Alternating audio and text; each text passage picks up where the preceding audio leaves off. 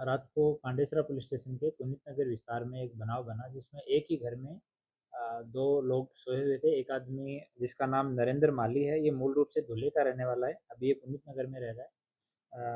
42 साल की उम्र का है। ये अपनी पत्नी और बच्चे के साथ वहाँ पे रह रहा था और इनका एक परिचित सागर रामदास। जी, आपका नाम?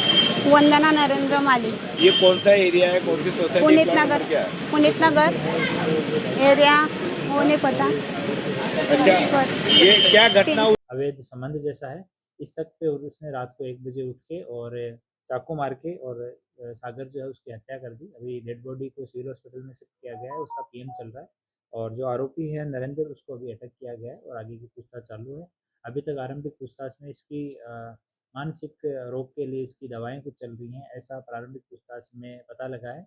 और साथ में उसकी वाइफ और बेटा भी थे। उनसे पूछताछ में पता लगा है कि वो दोनों सो रहे थे। 1 बजे के आसपास में अचानक से बचाओ बचाओ की आवाज़ आई, तब वो लोग ने उठ के देखा तो इसके जो सागर है उसकी बॉडी से खून निकल रहा था। तो तुरंत उन लोगों ने पुलिस को इन्फॉर्म किया और हॉस्पिटल में उसको शिफ्ट किया, लेकिन उसकी डेथ हो गई।